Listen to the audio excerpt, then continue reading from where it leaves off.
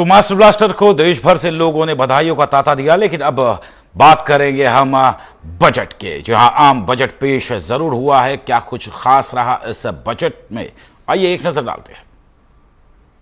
Petrol आसमान छू रही है और बजट के बाद पेट्रोल की कीमतों में एक बार फिर से आग लगने की संभावना है।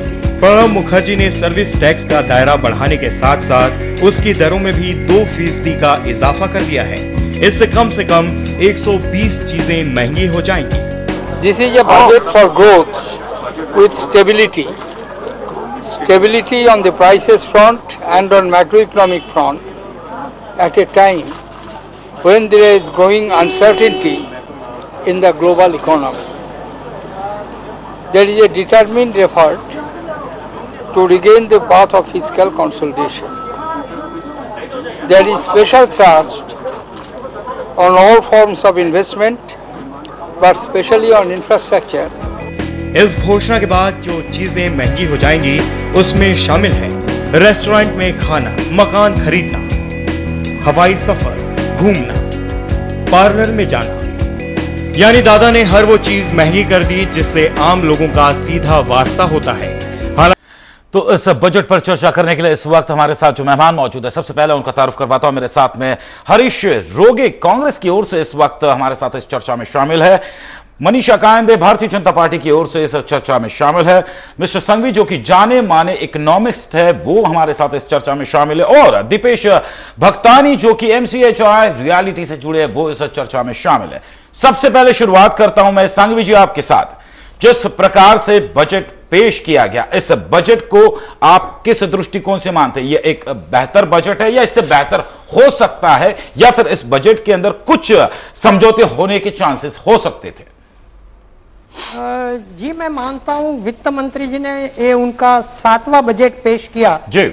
उनके सामने ये टाइम पे काफी पड़कार थे, चैलेंजेस जिसको बोलते हैं जी जी। Global recession, particularly eurozone debt crisis, then slowdown in the Indian economy, inflation of course was there, and then on top of all that there was governance crisis. इस सब के बीच में एक बड़ी समस्या, बड़ी चैलेंज उन्होंने ली। ये बजट पेश करते समय मैं मानता हूँ उनमें सबसे पहले थोड़ा पॉजिटिव देखे तो एक तो इनकम टैक्स में जो एग्जेम्पशन लिमिट है at the lowest level 1.8 lakh से 2 लाख का कर किया है जी। ऑफ कोर्स ये बहुत मामूली छूट है, फिर भी एक थोड़ी रिलीफ है जी। लेकिन ये रिलीफ के साथ दूसरे एक दो जो पॉजिटिव्स है वो खास करके इंफ्रास्ट्रक्चर जो कि एक बड़ी बॉटलनेक साबित हो रहे हैं मैन्युफैक्चरिंग सेक्टर के लिए जी। इंफ्रास्ट्रक्चर के लिए particularly power sector and road transport sector के लिए उन्होंने काफी बहुत छूट दी है। इसके वजह से मैं मानता हूं कि ये बजट के कारण इंफ्रास्ट्रक्चर में बड़ी जोश आएगी और कैपिटल मार्केट में भी उन्होंने सिक्योरिटीज ट्रांजैक्शन टैक्स वगैरह में of course again it's a very very small concession, but फिर भी वो एक कंसेशन है। डिविडेंड डिस्ट्रीब्यूशन टैक्स में थोड़ा कंसेशन है।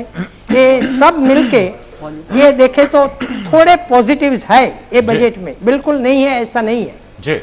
लेकिन हाँ जी जी, चलिए आपने अपना नजरिया यहाँ पे रखा है, जाने की कोशिश करूंगा यहाँ पर मनीषा कायंदे जी। विपक्ष के नाते विपक्ष ने इस बजट को सिरे से खारिज किया, क्या वजह है, क्यों खारिज किया गया, खामियां कहां पर है इस बजट में? नहीं, इसमें देखिए कि सर्विस टैक्स बढ़ाया है जी, और सर्विस टैक्स के बढ़ने की वजह से काफी महंगाई इसमें बढ़ने वाली है जी। क्योंकि हर जगह सर्विस टैक्स लगने लगा है। आप होटल में खाना खाए, आप कुछ चीज खरीदे, आप कहीं भी इवन सोसाइटीज में ये हर एक 2% बढ़ा है। तो इसमें सबसे बड़ा ये होने वाला है। और दूसरी एक बात मैं कहूंगी कि महिलाओं के लिए इस बजट में कुछ भी नहीं कहा है। महिलाओं के लिए अलग से कोई प्रावधान हो या प्रॉपर्टी के रेट्स टैक्सेस हो या घर खरीदने के लिए कुछ हो, तो इसमें महिलाओं को मद्देनजर रखते हुए कोई भी, क्योंकि आज महिलाओं का हर क्षेत्र में कंट्रीब्यूशन है।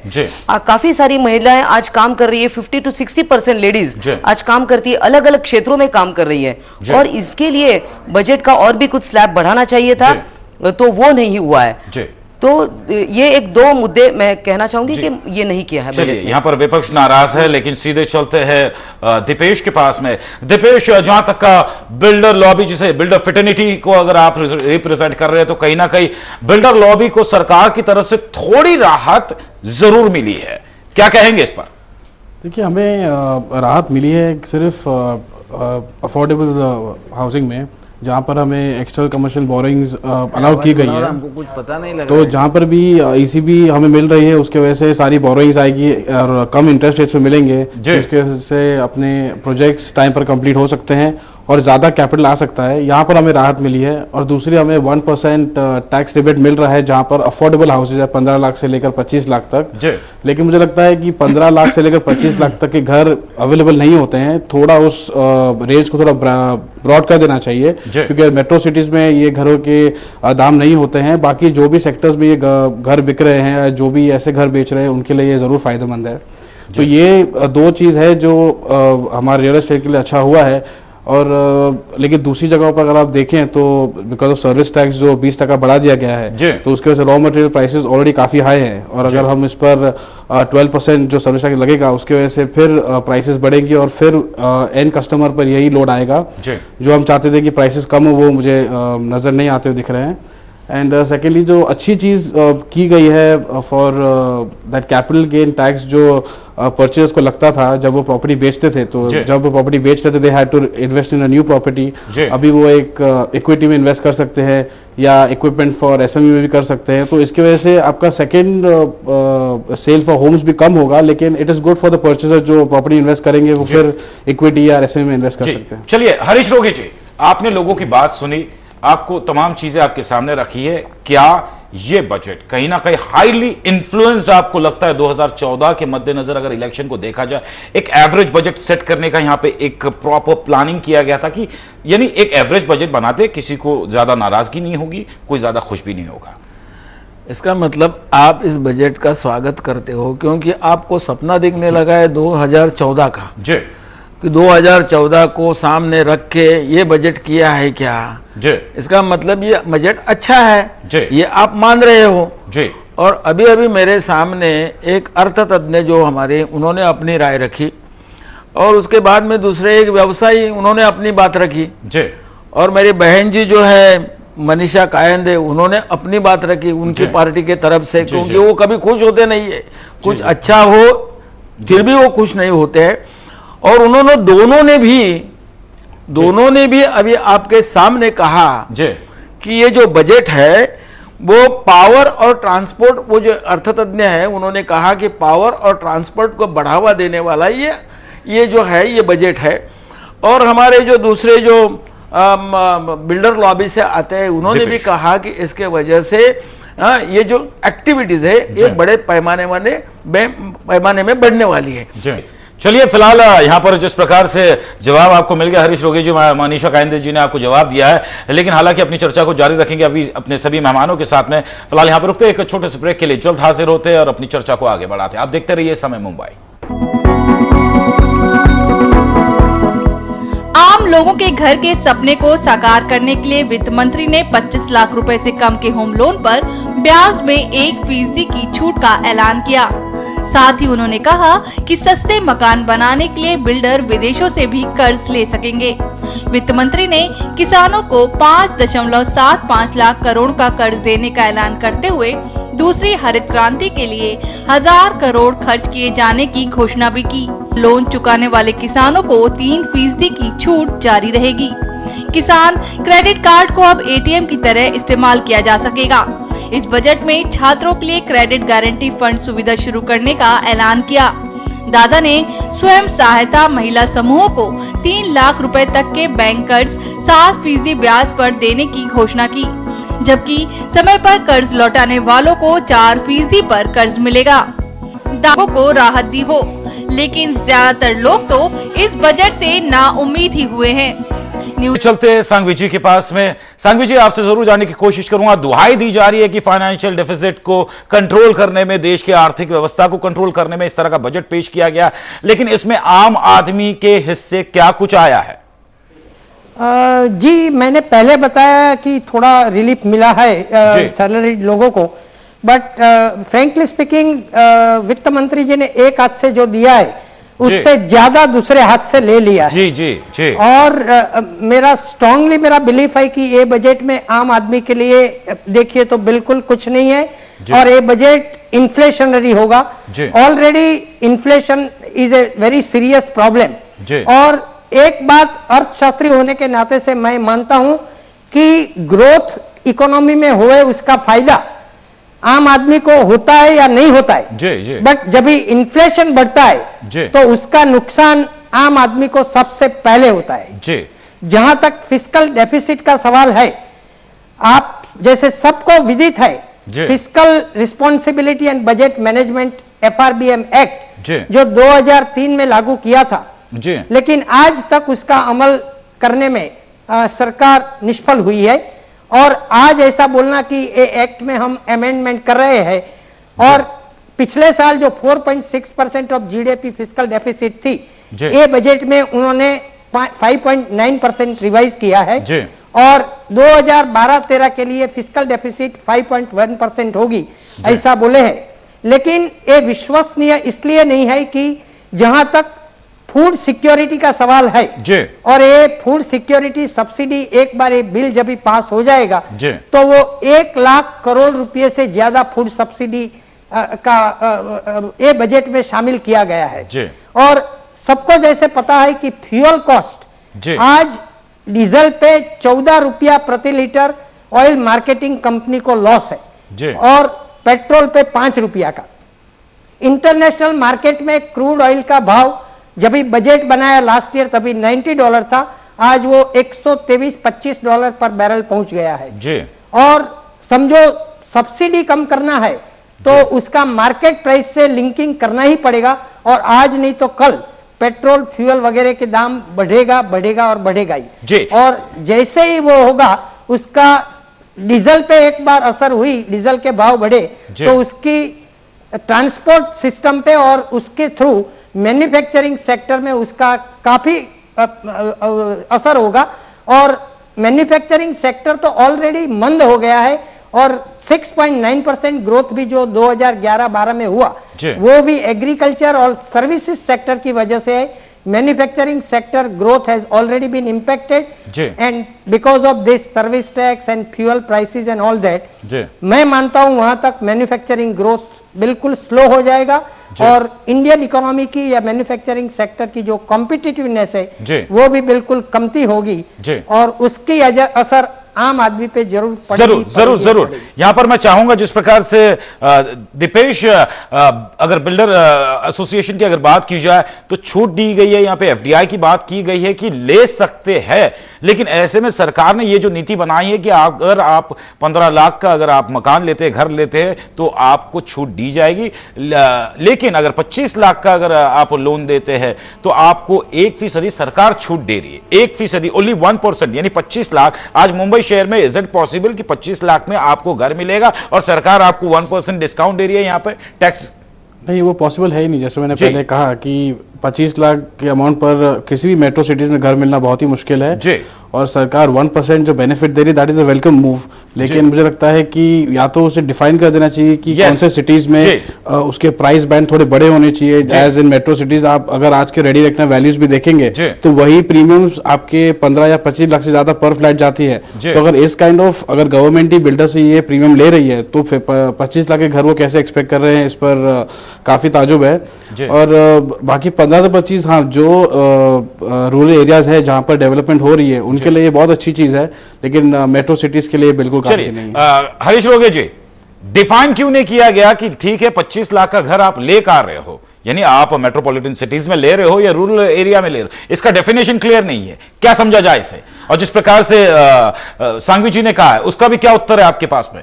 कहीं ना कहीं खामियां जरूर है। संतोष जी, आप सिर्फ वो घर की बात कर रहे हो, मेट्रो सिटीज की बात कर रहे हो। ये जो देश है कि जिसकी आबादी 125 करोड़ है, उसमें से हमारे बंबई शहर में 1 करोड़ और 25 लाख लोग रहते हैं। उनको रियायत रियायत मिलनी चाहिए, इस बात से मैं आपसे सहमत हूं, लेकिन उसके साथ साथ में 70% लोग जो ग्रामीण इलाके में रहते हैं उनके बारे में आप सोचोगे कि नहीं? ये जो सरकार जो है वो सिर्फ शहरों के लोगों के लिए ये आपको घर लेना है। अभी हम जिस विभाग में मैं रहता हूं वहां का जो रेट है स्क्वायर फीट का करीब 15,000 16,000 स्क्वायर फीट का रेट है, तो ये तो बढ़ता ही जाएगा, ये तो धंधा है। मैं आपको बताना चाहता हूं, कोई भी आम आदमी और मिडिल क्लास का आदमी कोई घर परचेस करना चाहता है, समझो 50 लाख का होगा तो 25 लाख ही कर्जा लेता है, 50 के 50 कर्जा नहीं लेता है। मैं आपको इतना बताना चाहता हूं कि ये जो बजट है, ये बजट में आप किसानों के बारे में नहीं सोच रहे हो। मैं आ रहा हूं, किसानों के ऊपर आ रहा हूं, मैं किसानों के ऊपर आ रहा हूं। बात करते हो तो शहर में रहने वाले बड़े-बड़े जो लोग हैं और मिडिल किसानों के मिडिल क्लास के लोगों के बारे में सोच रहे हो। आपने रूरल वो शहर गांव में रहने वाला जो छोटा आदमी है, मेहनत उसके बारे में चर्चा करो। मैं उसी पे आ रहा हूं। यहाँ पे कहने के लिए हमारा देश जो है ये कृषि प्रधान देश है। इस देश में ये भी ग्रासरूट की सच्चाई है कि आज किसान जो है आत्महत्या कर रहा है, लगातार कई सालों से पैकेज दिया जा रहा है, लेकिन अब तक का उसके अंदर कोई कमी नहीं आई है। तो कहां पे प्रोग्रेस हुआ है किसानों की, अगर मैं बात करूं तो? हरीश जी प्लीज जवाब दिया। नहीं, प्रोग्रेस की आप चर्चा कर रहे हो कि यहाँ मैं आपको बताना चाहता हूं, ये आपने बजट दिखाया, आपने आपके टीवी के चैनल पर देखा होगा, ये पूरा जो बजट है ये कृषि प्रधान बजट है। जो पहले का बजट हमारा था उससे 18% ज्यादा ये जो है वो बजट कृषि को ज्यादा मान्यता दी गई है। आम आदमी को मिलनी चाहिए, क्योंकि सरकार कह रही है मनीषा जी कि बजट जो आम आदमी के हिसाब से बना है। कृषि प्रधान देश है, इस देश में अगर हकीकत मानो तो महाराष्ट्र में विदर्भ में जितनी आत्महत्या होती है किसानों की शायद ही कहीं होती होगी। बिल्कुल। क्या प्रोग्रेस किया? इतना सारा सेंटर से पैकेज आता है। मैं ये कहना चाहूंगी कि हरीश जी को शायद इस बात का अंदाजा नहीं है कि शहरीकरण तेजी से हो रहा है। आज लोग गांव छोड़ के शहर में की तरफ दौड़ रहे हैं नौकरी धंधे की तलाश में, और जब वो आते हैं तो उनको घर चाहिए। अब मुझे बताइए कि कोलाबा से लेकर बदलापुर तक आप जाए, कहां आपको 25 लाख में घर मिलेगा? तो इस प्रकार की बातें अगर सरकार करती है कि हम 25 लाख तक की घर में एक इतना छूट देंगे, ये करेंगे, मगर घर कहां मिल रहे हैं? आज हाउसिंग के लिए कौन सी स्कीम बनाई है? आज लो इनकम ग्रुप है, हरीश जी मैंने आपकी बात सुन ली है, आप मेरी बात सुनिए। देखिए कि लो हाउसिंग के लिए क्या कर रही है सरकार। आज सिडको है, म्हाडा है, ऐसे मास स्केल पर हाउसिंग स्कीम्स कहां गवर्नमेंट बना रही है? इसमें भी इतना लिमिटेशन है, तो कौन सा आम आदमी आज घर लेने की ताकत रखता है? सबसे अहम मुद्दा ये है। और सबसे ज्यादा अगर आत्महत्या हुई है तो वो विदर्भ में फार्मर्स की हुई है, और इसके लिए अभी ये पैकेज ला रहे, और वो पहले भी जो इतना पैकेज दिया वो पहुंचा भी नहीं। तो क्या गारंटी है कि सरकार की हर पैकेज नीचे पहुंचेगा? और ये भी बात उतनी सच है कि खुद राहुल गांधी ने ये बात एक्सेप्ट की है कि अगर हम 100 रुपया भेजते हैं तो वाकई वहां पहुंचे तक का वो वहां पर सिर्फ महज 1 रुपया रह जाता है। बीच में सारी चीजें कहां चली जाती है, ये एक बहुत बड़ा सवाल है। फिलहाल यहां पे रुकेंगे एक छोटे से ब्रेक के लिए। रोटी कपड़ा और मकान एक आम इंसान का सपना होता है, इसी पर इस बजट में क्या कुछ मिला है एक आम इंसान को, उस पर हमारा डिस्कशन जारी रहेगा अपने मेहमानों के साथ में एक छोटे से ब्रेक के बाद। से काफी नाराज है, उनके मुताबिक आम इंसान को तो थोड़ी बहुत छुटपुट आपने सहूलियत दी है, मसलन 1,80,000 से आपने सिर्फ 2 लाख की उसको सहूलियत दी है, छूट दी है, लेकिन उद्योग जगत के लिए कोई मतलब गंभीरता से सोचा ही नहीं गया इस बजट में। क्यों? उद्योग जगत की रिएक्शन मैंने अभी सुनी जी। उद्योग जगत ये चाहता है कि सब कुछ हमारे लिए ही होना चाहिए, जितनी भी राहत हो हमें ही दी जानी चाहिए जी। अभी कोई एक महाशय कह रहे थे, उन्होंने कहा कि जो सब्सिडीज वगैरह दी जाती है उसको कट करना चाहिए था। यानी सब्सिडी किसके ऊपर देती है कि जो पेट्रोलियम प्रोडक्ट्स है उसके ऊपर सब्सिडी गवर्नमेंट की तरफ से लाखों करोड़ों रुपयों में दी जाती है, और उसके साथ साथ में हमारे फर्टिलाइजर्स है, हाँ, उसके ऊपर बड़ी सब्सिडी दी जाती है। तो उनका कहना था कि ये जो इन्फ्लेशन है उसको कम करने के लिए ये जो सब्सिडी है वो सब्सिडी कम करनी चाहिए। इसका मतलब ये जो है, आज ही आप चिल्ला रहे हो कि भाई डीजल के भाव बढ़ रहे हैं, पेट्रोल के भाव बढ़ रहे हैं और हमारे केरोसिन के भाव बढ़ रहे हैं, और उद्योग जगत के कई लोग कह रहे हैं कि ये जो सब्सिडी है वो पूरी की पूरी निकाल देनी चाहिए, तब ये हमारी जो इकोनॉमी है वो आगे बढ़ेगी। चलिए, इस वक्त में एक बैलेंस रखना पड़ता है कि आम आदमी, गरीब आदमी, उसके साथ साथ में इंडस्ट्री भी बढ़नी चाहिए। हाँ, और उसके लिए जो राहत देनी है जरूरी है वो जरूर दिया है। और अभी जो रिएक्शन आपने मुझे दिखाई उसमें मिक्स रिएक्शन है। चलिए दीपेश जी की बात चलता हूं। दीपेश जी, जहां तक का इंफ्रास्ट्रक्चर की बात आती है तो क्या वाकई ये बजट जो है कुछ इंपैक्ट छोड़ पाएगा या नहीं? ये हर बजट में जरूर कहा जाता है कि इंफ्रास्ट्रक्चर पे कंसंट्रेट किया जाएगा। इस बार भी कहा गया कि 8000 किलोमीटर के नेशनल हाईवेज बिल्ड किए जाएंगे। अगर आप देखें तो जिस तरीके के फंड्स अलोकेट हो रहे हैं इंफ्रास्ट्रक्चर के लिए, वो इंफ्रास्ट्रक्चर हमें कहीं नजर नहीं आ रहा है। Infrastructure has been very poor in a country like India. अगर आप डेवलपमेंट देखें वर्ल्ड वाइड किसी भी कंट्री की, तो इंफ्रास्ट्रक्चर बहुत इंपॉर्टेंट होता है, जो यहाँ पर हमें बिल्कुल नजर नहीं आता है। तो अगर वो फंड्स अलोकेट होते हैं सेंटर से तो आखिर जाते कहाँ है, आई डोंट नो। अगर आप बॉम्बे शहर को देखें तो it is been voted as 30th worst city in the world. उसका one of the biggest reason because there is absolutely no infrastructure. अगर आप किसी भी कमर्शियल कैपिटल को कंपेयर कीजिए विद अदर सिटीज तो फिर आप देखिए कि हम कितने पीछे रह गए हैं। और मैं हरीश जी को रिमाइंड करना चाहता हूँ कि इट इज 3 बेसिक एम्यूनिटीज की मकान एक बहुत इंपॉर्टेंट एम्यूनिटी है। अगर उसके अंदर हम उस पर बेनिफिट्स नहीं डालेंगे और हम खाली सोचेंगे कि हम रूरल के बारे में सोच रहे हैं, तो हमें नहीं लगता कि रूरल में भी वहाँ इतनी ग्रोथ हो रही है कि आप बिल्डर से एक्सपेक्ट कर रहे हैं कि वो रूरल एरियाज में जाके बिल्ड करें, जहाँ पर जो बेनिफिट्स आप देना चाहते हैं bye ECB and everything only to build the rural areas. It is very important to build the metro cities also so that इनका impact उन दूसरे एक्सटेंशन से पहुंचे और इनका इंफ्रास्ट्रक्चर टू कनेक्ट रूरल और अर्बन में इतना जरूरी है, तब जाके वो डेवलपमेंट पॉसिबल होगी। अगर खाली फंड्स अलोकेट करने से लेकिन वहां काम नहीं होने से कुछ नहीं होने वाला है। चलिए सांघवी जी आपके पास आ रहा हूं। सर, आम आदमी जो रोटी कपड़ा मकान की बात करता है, सपना देखता है, रोटी की बात की जाए तो महंगाई, खाने पीने की चीजें महंगी हो चुकी है। 10% पहला टैक्स था जो 12% कर दिया गया, यानी 2% बढ़ा दिया गया है। अगर कपड़ों की बात की जाए तो ब्रांडेड प्रोडक्ट्स के ऊपर 2% सर्विस टैक्स एक्स्ट्रा लग गया है। मकान की बात की जाए तो सरकार कहती है 25 लाख रुपए का यदि अगर आप लोन लेते हैं घर खरीदने के लिए तो हम आपको 1% की छूट देंगे। एक आम इंसान की जो ये आज जो तकलीफों से दौर से गुजर रहा है उसके लिए क्या ये सही है या गलत है? अभी अभी किसी ने जैसे बताया कि ये जो ग्रोथ होता है तो उसका फायदा जरूर न जरूर आम आदमी को होता है। जी, मैं इस बात से सहमत इसलिए नहीं हूं कि ग्रोथ तो पिछले 10 साल में, पहले जो हिंदू रेट ऑफ ग्रोथ 3-3.5% था 70 के 70 के डिकेड तक या तो 80 के डिकेड तक, वो लास्ट 10-15 ईयर्स में वो ग्रोथ रेट एक अच्छा पीरियड था, जो golden period of the Indian economy, जिसमें इकोनॉमी ग्रू 9% पर एनम। उसके बावजूद भी हम देखें तो हमारे इधर जो poverty line, below poverty line लोग हैं, वो आज भी देश में 20 से 25 करोड़ लोग ऐसे हैं जिसको 2 टाइम खाने के लिए 2 स्क्वायर मील्स ए डे उनको नहीं मिल रहा है।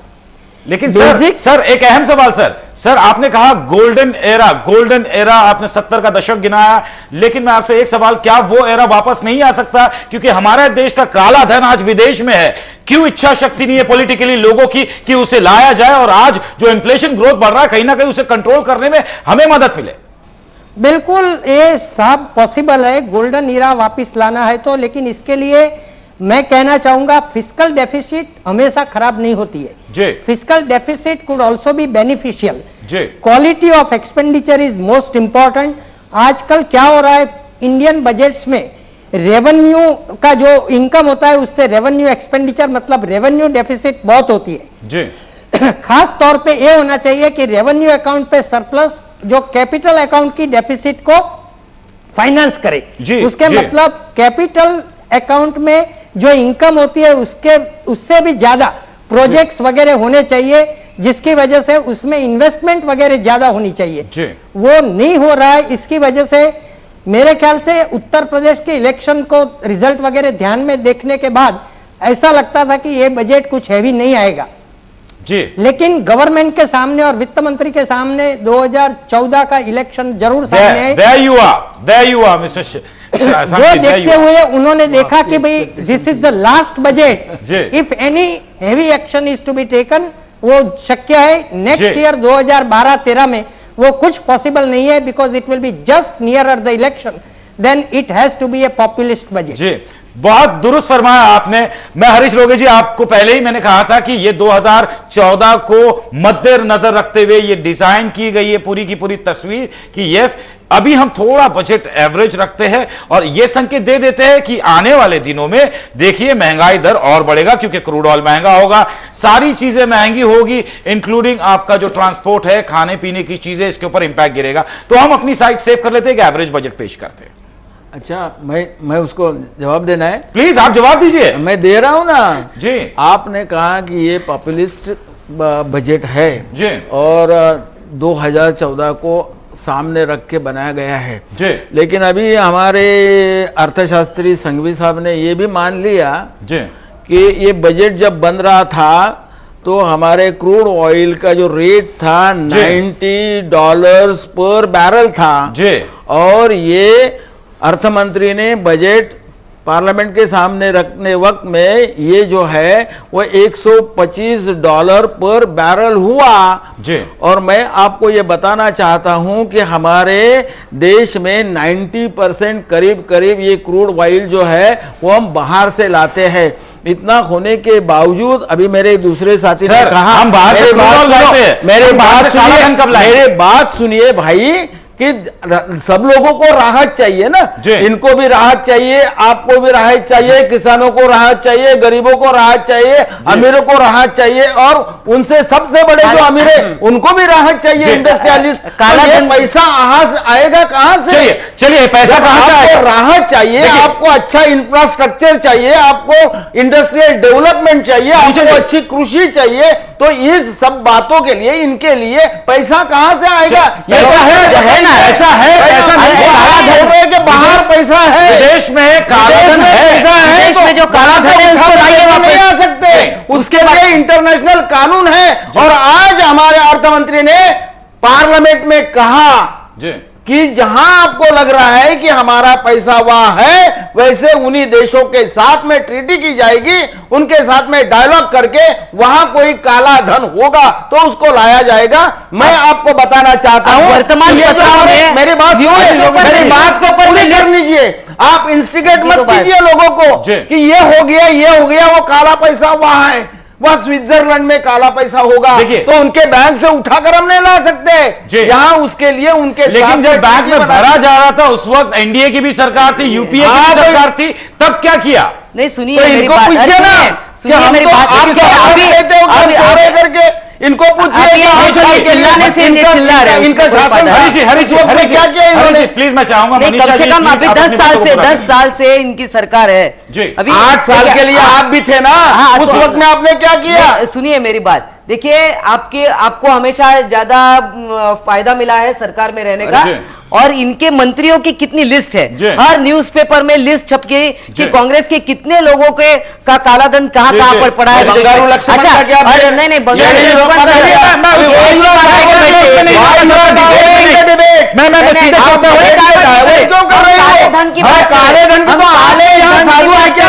हम बंगारू लक्ष्मण कौन थे?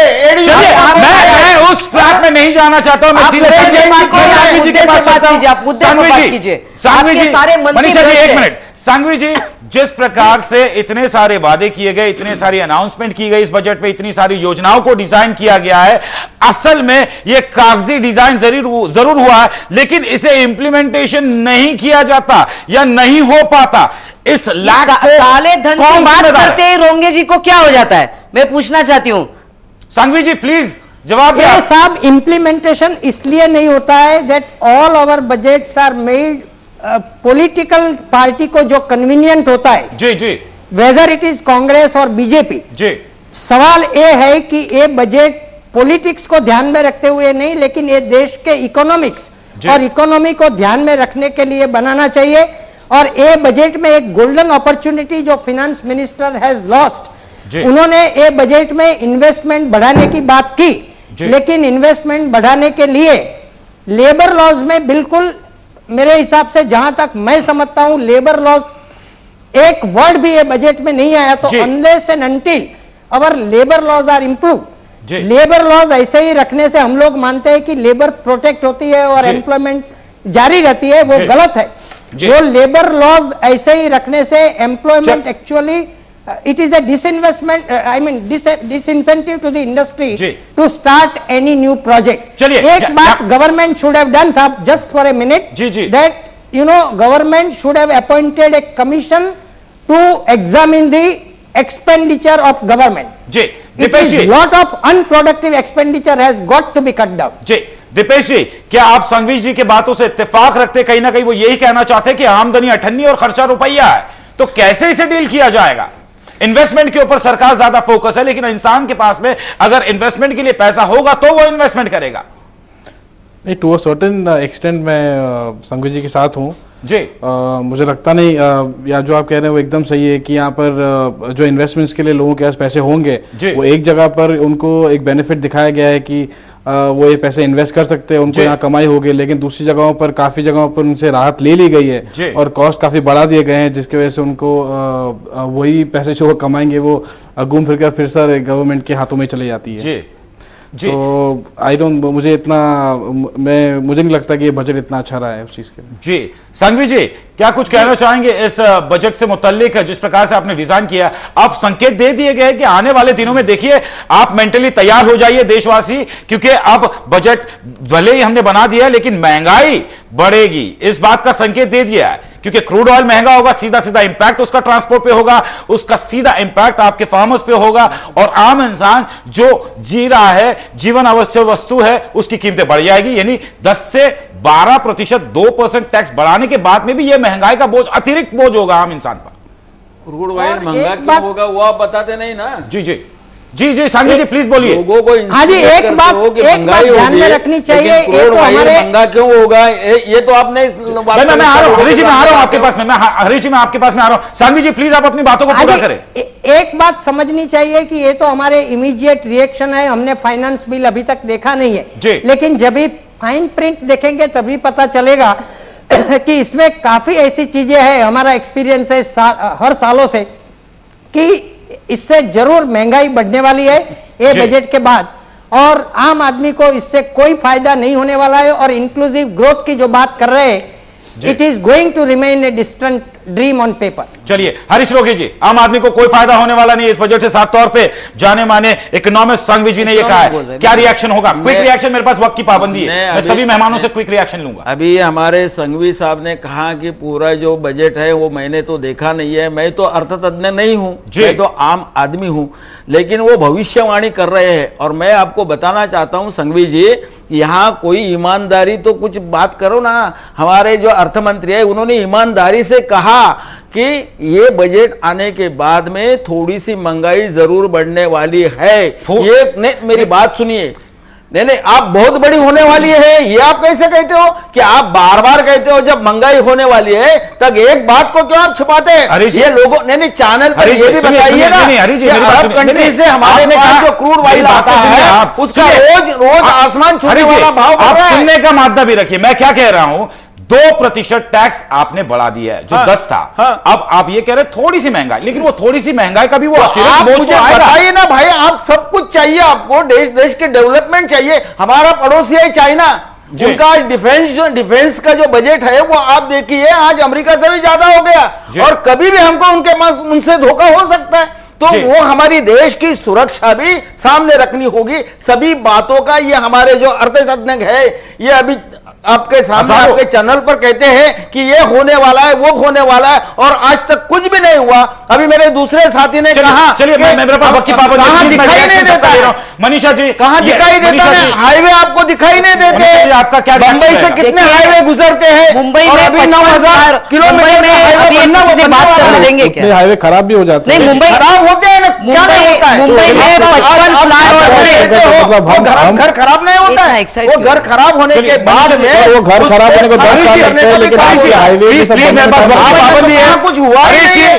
प्लीज वक्त की पाबंदी, मैं चाहूंगा क्विक रिएक्शन में अपने तीनों मेहमानों से भी लूं। मनीषा जी क्या क्विक रिएक्ट करना चाहिए? ये देखिए, कांग्रेस जब हमेशा सत्ता पर आती है चुनाव के पहले हमेशा कहती है कि हम कांग्रेस का हाथ गरीबों के साथ, मगर कांग्रेस का हाथ हमेशा जनता की जेब में रहा है और ये जो बजट कांग्रेस ने पेश किया है उसको 2014 में पब्लिक इनको सबक सिखा के रखेगी, उनको घर पे भेजेगी। चलिए दीपेश जी, क्या क्विक रिएक्शन रहेगा आपका? मैं कहता हूं कि देखिए, जहां पर कॉस्ट बढ़ रहा है, कॉस्ट जरूर बढ़ेगा। मैं नहीं कहता हूं कि बजट से कॉस्ट कम होना चाहिए, लेकिन अगर जो भी टैक्सेस है जो भी हम पर लागू किए जा रहे हैं, आई थिंक उसके लिए ये government has to deliver and give us all the benefits for it, not only take the taxes. और यहाँ पर कोई बेनिफिट है नहीं, कोई डिलीवरी है नहीं। जी सांघवी जी, आपसे जानने की कोशिश करूंगा, सारांश, इच्छा शक्ति पॉलिटिकली बजट के द्वारा क्या दर्शाई गई है? मैं कहना चाहूंगा कि there is a crisis of confidence and government should have done something to do that more than deficit, fiscal deficit. It is a governance deficit. वो पूरा करने के लिए कुछ ना कुछ किया होना रहना चाहिए था इस बजट में। जी बहुत बहुत शुक्रिया आप सभी मेहमानों का। सांघवी जी आपका बहुत बहुत शुक्रिया, दीपेश जी आपका बहुत बहुत शुक्रिया, हरीश रोगे जी आपका बहुत बहुत शुक्रिया और मनीषा कायंदे जी आपका भी बहुत बहुत शुक्रिया। आप इस चर्चा में शामिल हुए इस बजट के इस अहम मसले पर। हालांकि चर्चा का जो सारांश निकला कहीं ना कहीं आम इंसान को हालांकि एक हाथ से जरूर दिया गया, लेकिन दूसरे हाथ से तमाम चीजें खींचे भी गई है, ये भी उतनी सच है। यानी सिर्फ 1,80,000 जो सालाना था उसको बढ़ाकर सिर्फ आपने 2 लाख के ऊपर छूट दी है, लेकिन 2 से 5 में आपने 10% रखा है, 5 से 10 में 20 और 10 से आगे के लिए 30%।